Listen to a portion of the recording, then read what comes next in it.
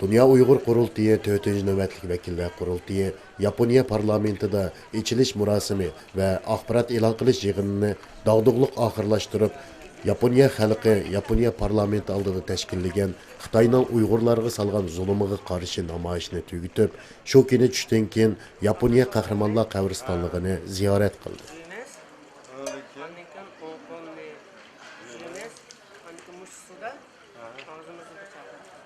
Pakizde su ha? Haklısın. Bu endi bularning tarat edish usuli mi? Taret usulü. Bir şey kirish uchun tarat deb kirish kerak. Taret alınız. Şapkaları bu da mezarları girmeden önceki şapon abi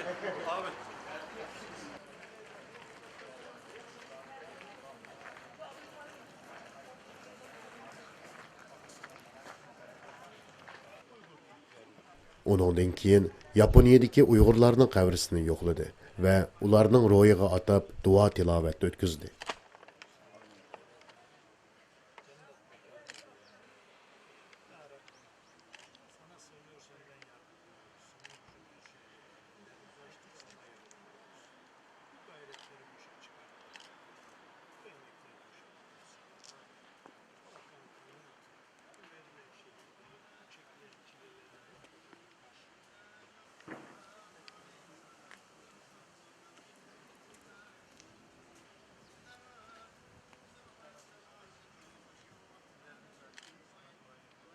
Doktor Hacı Qutluk Efendi bu qahramonlarimizning o'tmishdagi tarixi to'g'risida atrofliq tushuncha berdi. Uyghur ma'rifiga ve Uyghur mustaqilligiga o'zining to'kisini ve iqtisodida iyoni qilgan ulug' bir zotning qabrisini oldida turibmiz.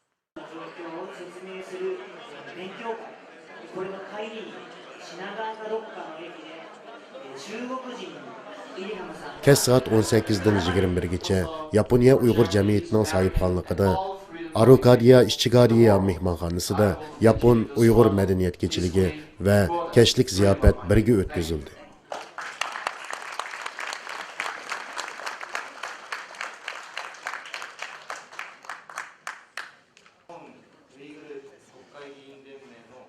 Bu jarayonda Yaponiya har qaysi sohasidagi mashhur zotlar, adiblar, siyosiyonlar, Yaponiyadagi har qaysi axborot vositalari muxbirlari, qurultayning sharaf mehmonlari, shundaqla qurultay vakillari bo'lib, 400 dan ortiq kishi bir yerga jam bo'lib, Yaponiya madaniyati, Uyg'ur madaniyatidan huzur oldi.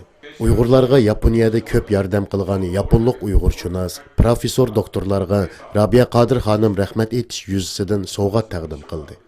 Yaponlik do'stlarimiz Rabiya Qodir xonimga sovg'a taqdim qilib, o'zlarining samimiy ko'nglini izhor qildi.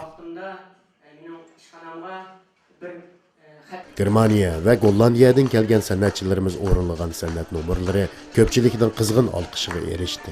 Oxirida Dünya Uyg'ur Qurultayi raisi Rabiya Qodir xonim yaponlik do'stlarga, shundaqla bu do'stlik kechiligini tashkillagan Yaponiya Uyg'ur jamiyatining raisi Ilhom Mahmud apandiga, dunyoning har qaysi joylaridan kelgan sharaf mehmonlari, qurultay vakillariga vakolatan alohida rahmat aytdi.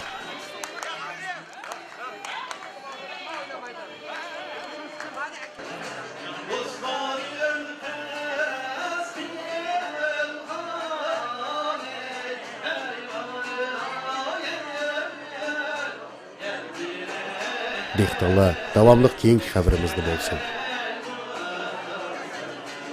Tokyodan Abdusalom Niyoz Uyg'ur tarqatdi.